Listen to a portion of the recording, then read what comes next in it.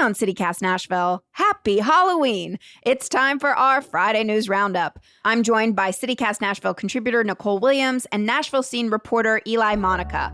And together, we're diving into the biggest stories of the week. From new scrutiny over the Office of Homeless Services, to Councilmember Joy Kimbrough's ethics hearing, to the backlash over our cartoonish pedestrian sign. And don't worry, folks, we do have some very good news to end on. It's Friday, October 31st. I'm your host, Marie Cecile Anderson, and this is what Nashville's talking about. Happy Halloween! Nicole, Eli, thank you all so much for joining us today on the spookiest day of the year. Happy to be here. Happy Halloween. It's my least favorite holiday. Startles easily. Yes, literally at startles easily. Should have known. Well, a lot of news this week. The biggest news story that caught our eye is one about Office of Homeless Services Director April Calvin creating a new housing program to operate outside agreed-upon protocols between Metro and service providers. Eli, you broke this story for the Nashville Scene. What did you discover and how? Yes. For this story, me and Mike Lacey is a former Metro employee who has his own Substack and does a lot of public records requests and research.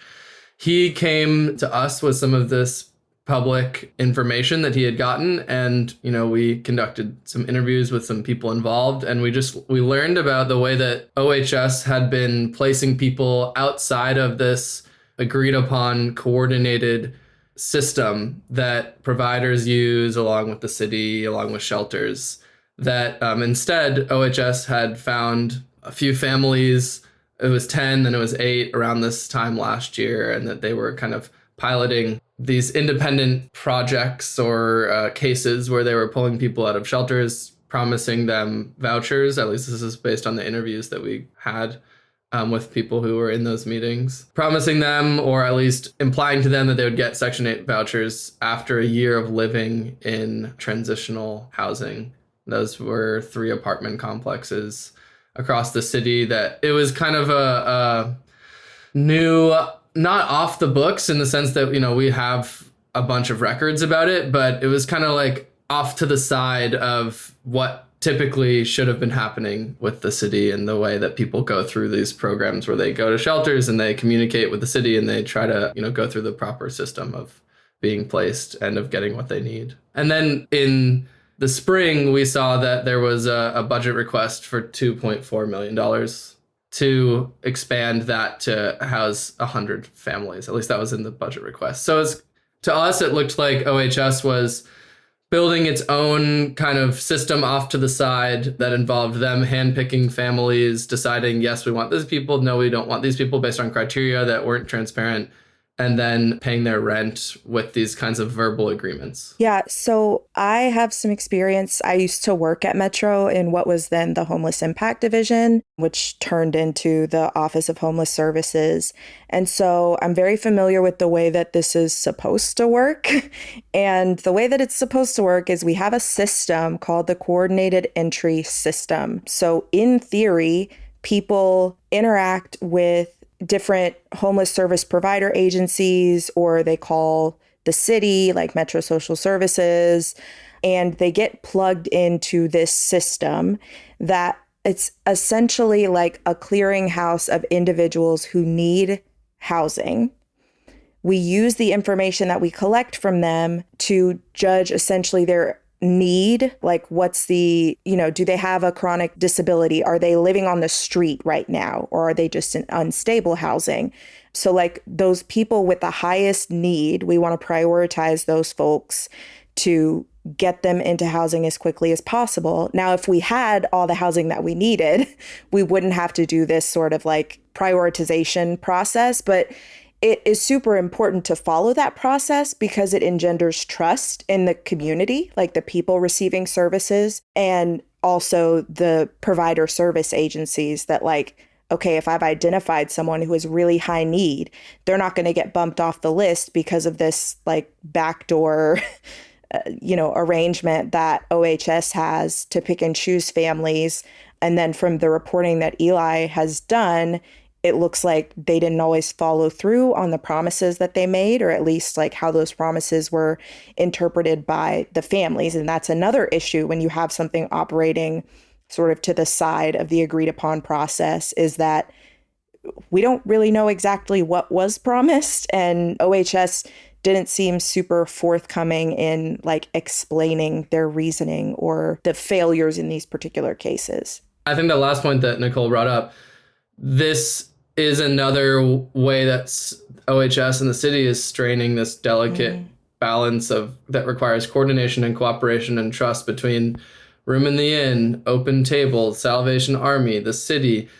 There has been so much effort that has gone into building a system to make this transparent and fair and dependable, not just for the professionals involved, but like Nicole said, for the people who need to have trust in the system who are going through homelessness. Well, to clarify, did Mayor O'Connell know about this non-traditional way of handpicking families? The short answer is yes, based on just him or his office being CC'd on emails. But, you know, it's hard to say whether he's reading these emails, whether there's phone conversations or individual conversations between him and someone involved, April Calvin, the director of OHS.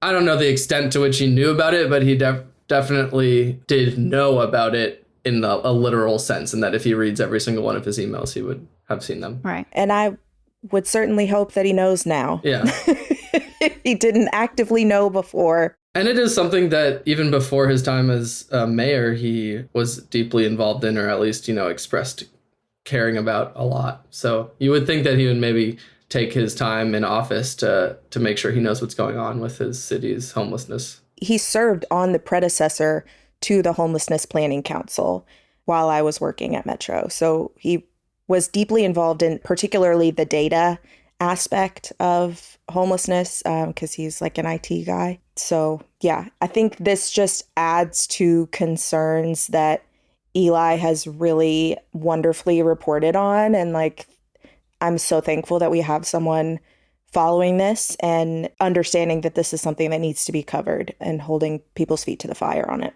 We've been covering this for quite some time. This isn't the first time we've talked about Director April Calvin. You know, even last month, we had District 16 Metro Council member Jenny Welsh on the show to talk about her request to audit OHS due to some financial irregularities, which the city has approved. And I believe they're currently conducting that. So we're waiting to hear back about that.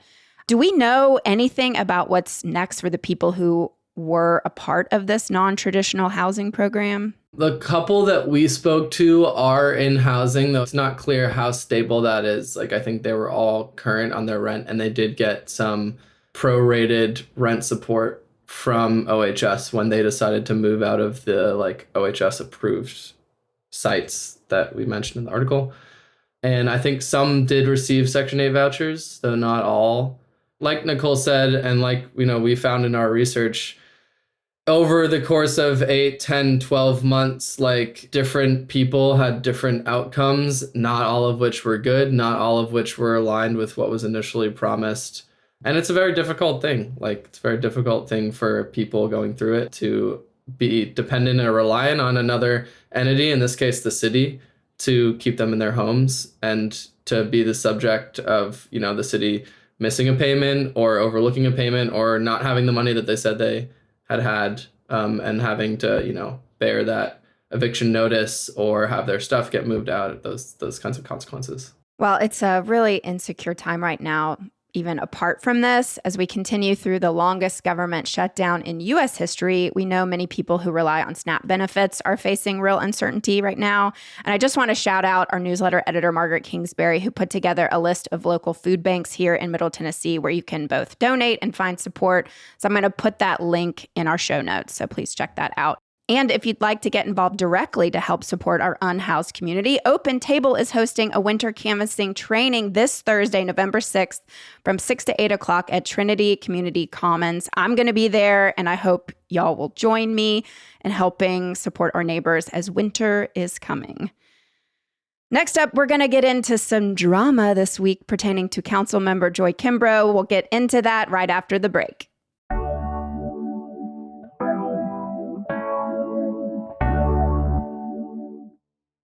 This past Monday, District 1 Metro Council member Joy Kimbrough faced the Metro Board of Ethical Conduct over allegations brought by Ryan Moses, CEO of Nashville-based liquor distributor Best Brands. It's all very he said, she said, but Nicole, can you remind us what Ryan Moses was alleging? Yes. So Ryan Moses has been attempting to have a parcel in Councilmember Kimbrough's district rezoned for quite some time and has been unsuccessful thus far. He wants to put a warehouse for his liquor distribution business out there, as well as like move his offices out there. So he needed to rezone a parcel in order to be able to do that.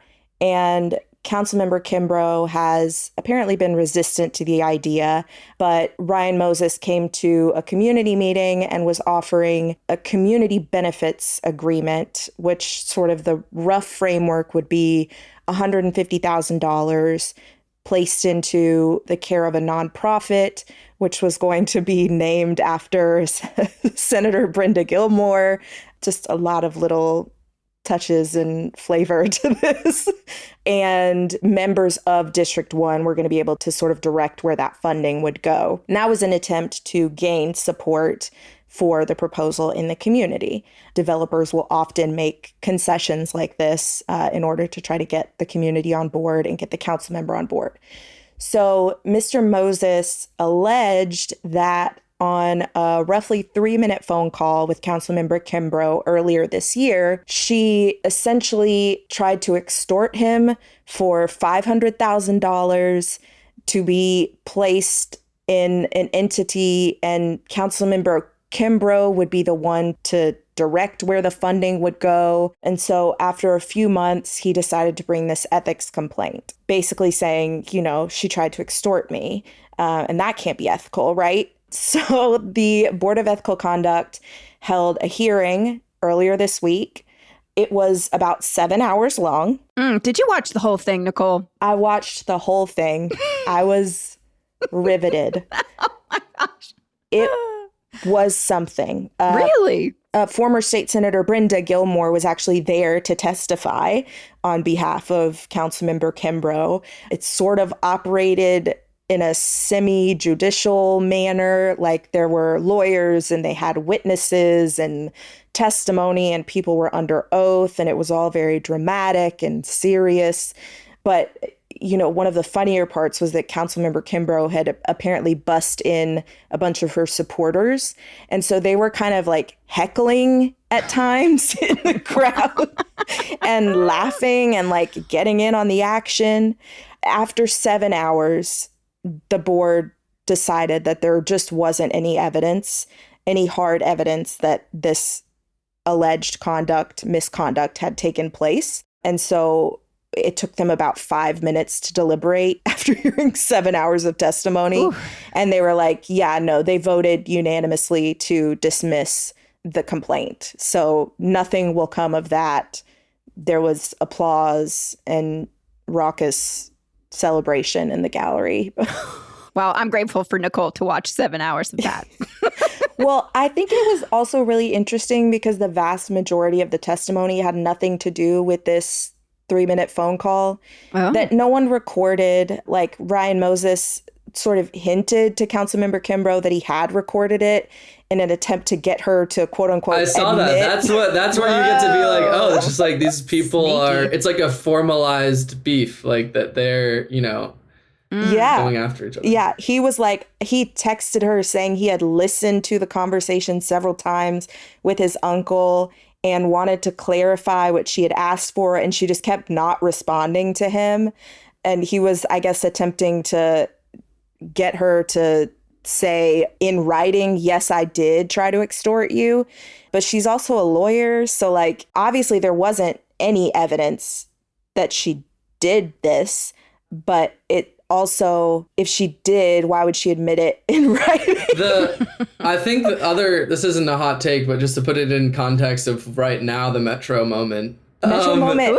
Ooh, Like, right here on Metro. These council members have a lot of people who are after them. Like, we see Rollin Horton going through this recall effort right now based on, the opposition that's formed for his, like, zoning reform. Joy Kimrow, like, she tries to do her job in some way, gets, pisses off this, and then gets an ethics complaint. Like, the people, they think about you and you're a council member more than you think about them, And there's probably... I think there's a song There's probably for that. so many other council members, where they have they have enemies, or they have people who really like think that they've been wronged and unjustly or illegally discriminated against by their council member for one reason or another. Often it is business, like, you want to do something with your business and you're not able to do it, or rezoning or whatever.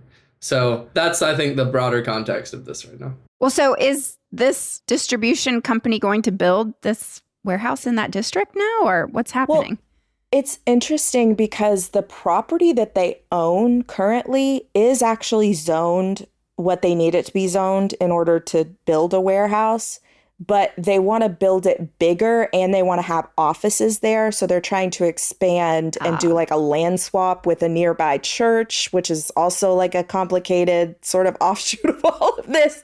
So if they were able to get the property from the church that they want, they would need to get that property rezoned. It's not going to happen. It's very clearly not going to happen. The district council member, unless you are able to go to an at-large council member and get them to run your rezoning bill at council, which they're not going to do because they don't want to be stepping on toes of district council members.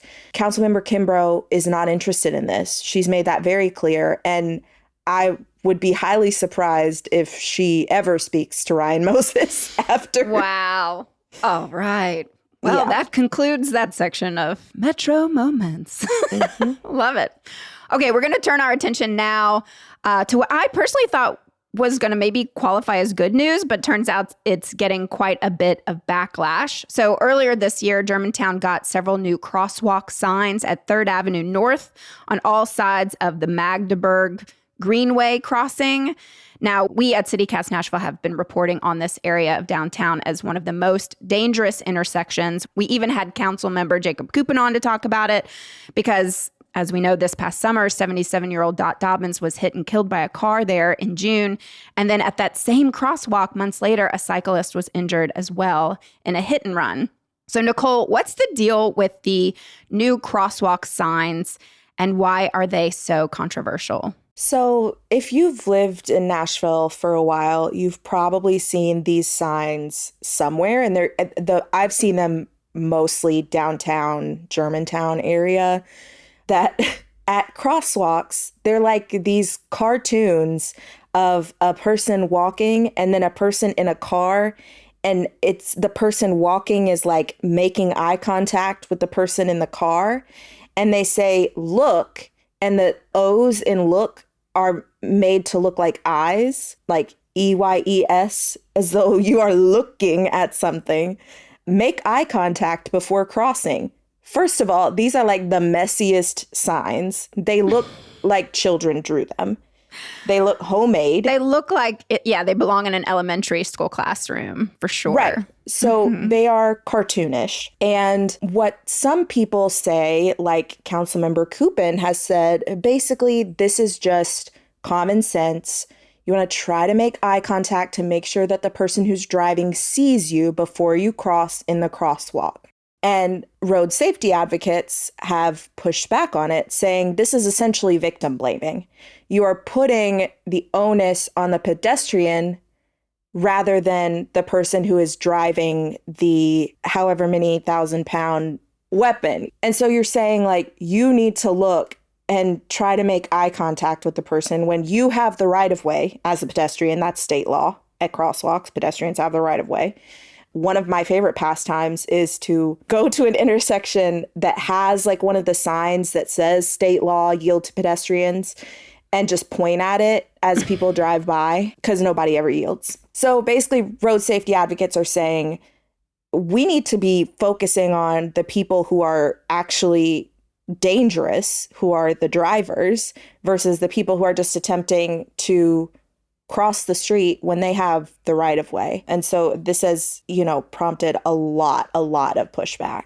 I think the biggest story, especially of the O'Connell administration, is this tug of war between the right of way and a modern city, a walkable or bikeable city, and the city that was designed for cars in the 70s and 80s, 60s, 70s, 80s, 90s. The plan for Nashville, the everything that comes out of any like nonprofit or urban planning institute, like it's all clear and it intuitively if you live in a city. Like it's nicer to be able to walk to things. It's nicer to have green space. Having cars rip at 30, 40 or 50 miles an hour in urban areas across 3 or 4 lanes is not just like dangerous, but just unpleasant and not like a way that you want to spend the limited amount of area and space that we have in a city. So this tug of war, yes, we know that in the future, especially with Choose How You Move, there is efforts to try to pull back some of that space for walking and bike safety. We don't know the extent. Certainly, like the language is very sympathetic. We don't know the extent to which the mayor's office is going to stand behind that. Specifically, I'm thinking about the East Bank Boulevard and like, how are we going to design that neighborhood? So yes, the tide is shifting as development and people want to live downtown densely, like, the great European cities that everyone always talks about visiting. They're like, oh my gosh, can you believe when you go to Barcelona, you can just walk out your front door and get, tapas on the sidewalk. Like it is a way that we feel, we feel that our city and that America was designed for cars. We feel that that's a bad thing, like intuitively. I think that's new, especially in the last 5 years as a political consciousness.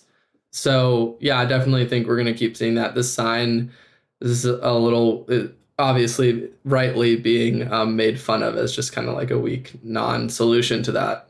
Yeah. I have a new neighbor who just moved here from Denver. And last night she was like, let's just walk down Dickerson to the bar. And I was like, are you kidding me? No. Don't ever do that. Please don't do that. Take the bus or an Uber.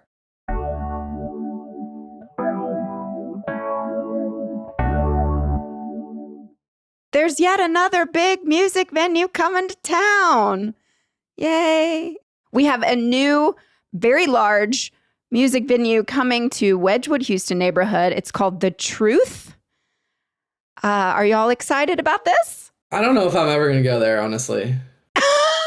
I probably won't. I mean, it depends on who's there. Yeah, depends on who's there. You know who's not excited is D. Patrick Rogers, editor-in-chief of the Nashville Scene. He posted on Blue Sky, I'm sure when Harlan Howard coined the phrase, 3 chords and the truth, he was hoping someday a global monopoly would use that phrase as a namesake for a high-tech 4,400 capacity venue, complete with a whiskey bar and listening lounge. And then he said, let me be clear. I'm not grossed out by this venue because I'm a NIMBY. I'm grossed out because it's Live Nation, and their use of the Harlan Howard phrase is indicative of how disingenuous and tone deaf and grotesque they are. Wow. So, mic drop there. We got some haters. That's true. I will say the good news of all this, I have heard that they are going to partner with the Nashville Songwriters Association International and also I guess the music school W.O. Smith that's close by. They're going to partner with them also and help support the next generation of Nashville talent. So hopefully they will be contributing to their neighborhood and that community and allowing that young talent to get up on that huge stage. So yeah, it looks like it'll be nice from the renderings. Yes. Okay, that sentence I feel like you could apply to the entire Wedgwood Houston neighborhood. Yes. Like, are they okay down there? Are they doing okay? Oh my gosh, actually the renderings are nice. Functioning? Like, I'm serious. Always construction, always new stuff being built. Yeah. It doesn't seem like those apartment buildings are full. Right. No. It's like there's just something kind of mismatched about Wedgwood Houston. Yes. The vibes. Yeah. Vibes. Yep. Yeah, the vibes. You know? Cool. Like so much of their identity is park here for the soccer game. Like that's what Literally pay me $20 to park in my driveway for the soccer game. Oh my God, I love it. AJ Capital certainly has like doubled to tripled down on their investment and like making that their Wedgwood Houston their thing, but it just doesn't seem like the people are there. Enough people are there. Yeah. Yeah, it certainly does seem like, yeah, the density is lagging behind the investment in making Wedgwood Houston a thing. Right. Well, this new venue, The Truth, is set to open fall of 2026. So stay tuned for that. We may or may not be going. And finally, a new mental health crisis unit opened this week for Nashville youth, which will act as an in-between service for kids ages 4 to 17 who are experiencing a mental health crisis. Real quick, Nicole, I'd love to throw it to you. Can you tell us just a little bit about how they would handle a child experiencing a crisis before this new unit had opened? Yes. So interestingly enough, I also worked at the mental health cooperative as a family, child, and adolescent case manager. Of course you did, Nicole. You are a gift that keeps on giving. So before this new center opened up, basically the mental health co-op, when they got calls about children in crisis, you had two options. You make a safety plan and you send the kid home, or you arrange for some type of inpatient treatment. And we don't have nearly enough inpatient treatment beds for our mental health needs for any age in Nashville. So there were a lot of instances where kids were just like sort of in the hospital or at like the juvenile detention center waiting for what would come next.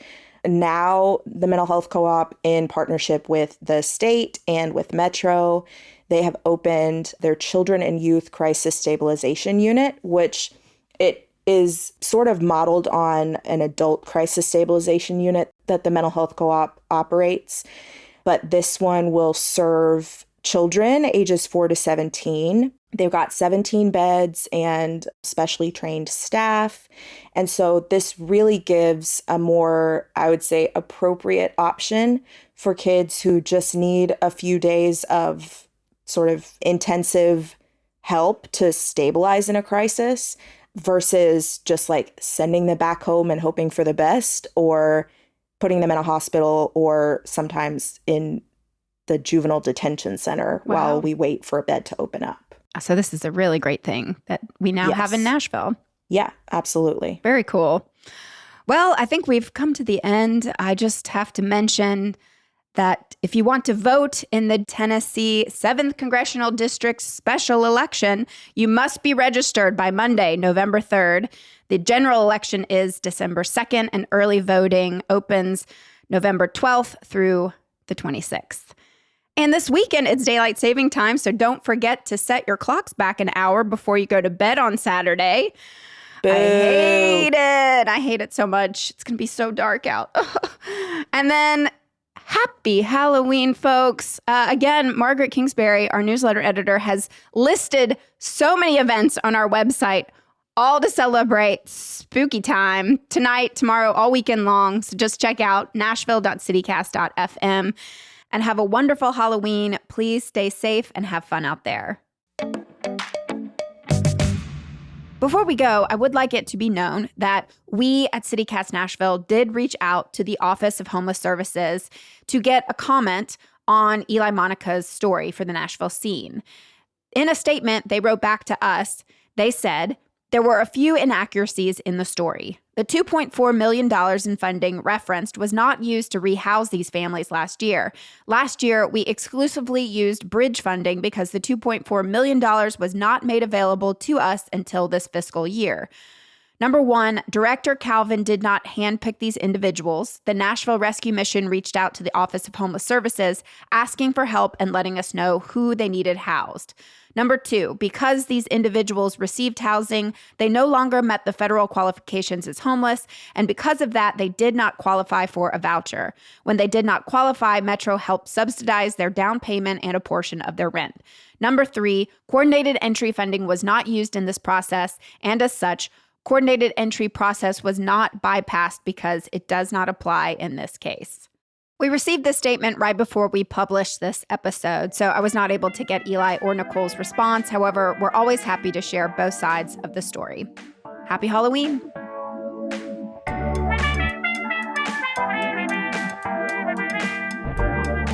That's all for today here on CityCast Nashville. And don't forget, you can support this show and get great perks by becoming a CityCast Nashville neighbor at membership.citycast.fm. I'm your host, Marie Cecile Anderson. Our executive producer is Whitney Pasterek. Our producer is Daniel Sumstein, with extra support this week from the amazing Lizzie Goldsmith. Our Hey Nashville newsletter editor is Margaret Kingsbury, and we had more support from McKenna Hartford as well. Our theme music is by Prof Jenkins. If you enjoyed the show, why not tell your friends? Rate the show, leave us a review, and subscribe to our Hey Nashville newsletter. We'll be back Monday morning with more news from around the city. Toodles!